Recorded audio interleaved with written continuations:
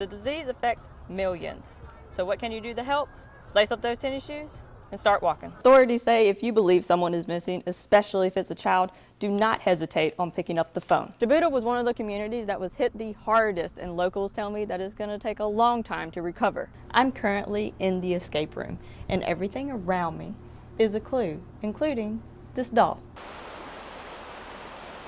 The heavy rain that impacted parts of West Alabama was relentless. For instance, this stretch of road, I've never seen this in my life. I'm 50 and I've never seen this.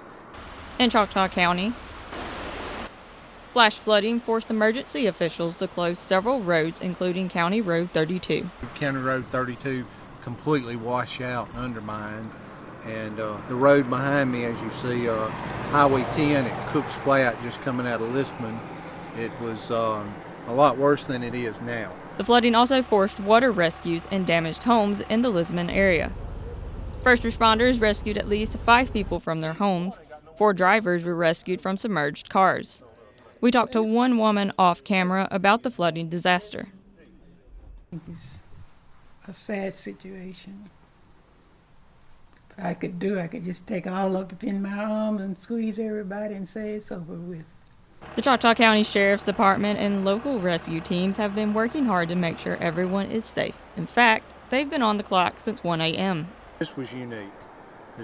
We've had flooded roads, but the way these roads flooded is very unique. Sheriff Scott Lawley says he wasn't expecting major flooding, but says his deputies and first responders were ready. Started getting boats, and they started finding out where they could, to get from point A to point B, you can't go the direct route, you got to go the indirect route.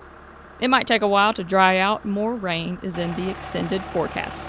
In Choctaw County, Christina Randall, News Center 11.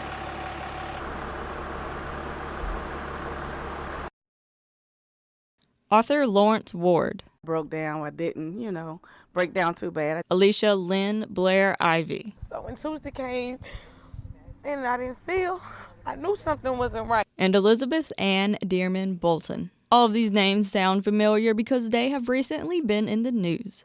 They are currently missing. Has not been seen or heard from since that Sunday afternoon. On average, about 90,000 people go missing in the United States at any given moment. Once someone is reported missing, there are certain questions authorities are going to ask. We'll ask you questions about their habits, their patterns, whether they have medical issues. One problem authorities are seeing is people tend to wait a while before reporting a family member missing. This could be because of a rule authorities have told the public for years. Wait 24 to 48 hours before you report someone missing. But this isn't always a good idea.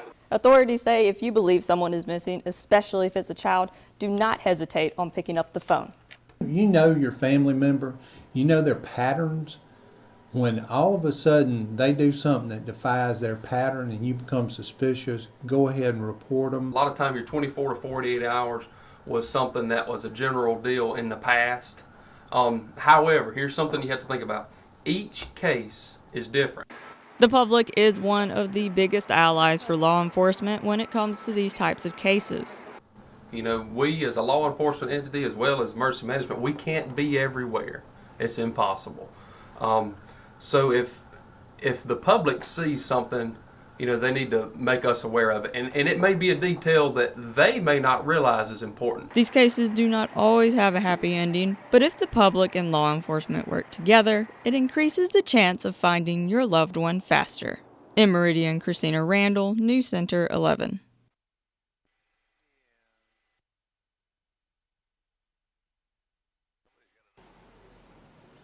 More than 800,000 children are reported missing each year in the U.S.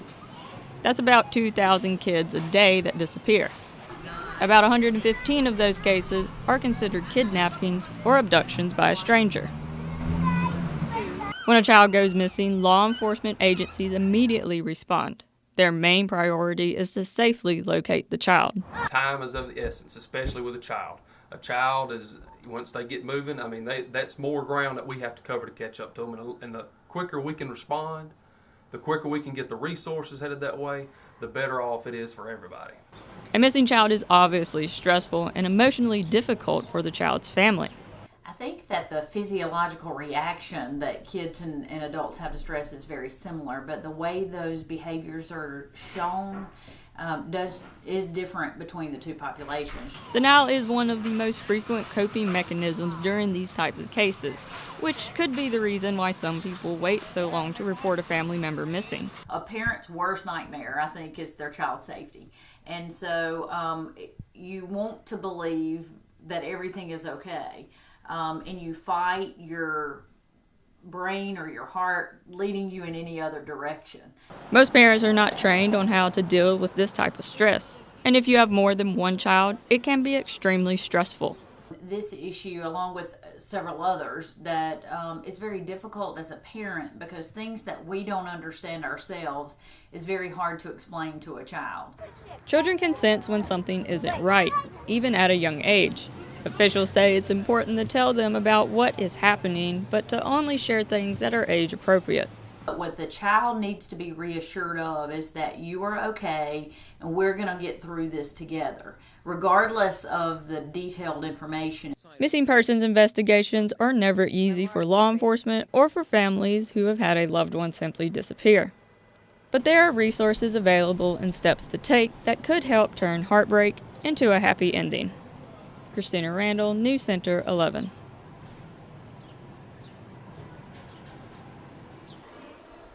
Shoppers hit Bonita Lakes Mall early to grab some of the best deals of the Christmas season. Today we had sales on a lot of our short sleeve polos. Although some stores were open on Thanksgiving Day, people were not too tired for round two. Bath & Body Works, Victoria's Secret, Belk, and other stores at the mall were packed with eager customers. At the mall since 7 o'clock this morning. Though people still came out, owners believe opening a day early creates less traffic. I think that has a lot to do with it. You had a lot of stores that opened at 4 o'clock yesterday, so a lot of people got their shopping done yesterday and are home now and maybe kind of getting restarted again now that it's later in the day. One shopper is a pro when it comes to braving the crowds on Black Friday. Every year is a family tradition. My kids, my sister, my niece, and now my granddaughter. We've been doing it for years. Store owners say going inside a store provides better experience as well. Or online, you're just kind of clicking and you're just kind of seeing a sample. In store, you get to see your actual product and have that one-on-one attention. In Meridian, Christina Randall, News Center 11.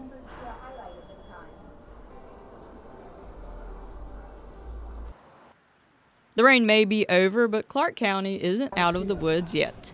And it was just a devastating experience. I never experienced anything like that. Clark County Emergency Management sent teams to Shibuda to assess flooding damage. Today we're in the Shibuda area because that is the kind of most densely populated area that's got damage. The teams were made up of volunteers from local churches and community organizations. Emergency Management even held a training session before heading out. They're gathering information that lets us know what the community's needs are, where we really are, kind of the pulse of the community, if you will, as far as those who have been affected by the flooding. Shibuda was one of the communities that was hit the hardest, and locals tell me that it's going to take a long time to recover. Doris Bounds, who is a flood survivor, lost her entire home. She woke up in the middle of the night with water coming up to her knees. We were all in bed at the time, and my son said, "Mom, there's water in the house." And we got up, and in just a few minutes, it was steady rising. Recovery from a flooded home is more complicated than just getting rid of some water. And obviously, if we don't dry that out, we've got the chance for mold to develop. There's a possibility that people could become sick from things like that. As for Bounds, she is just thankful her and her family were able to get out safe. I thank God that we are here because we can get some more stuff, but we can't get another life. In Clark County, Christina Randall, News Center 11. Have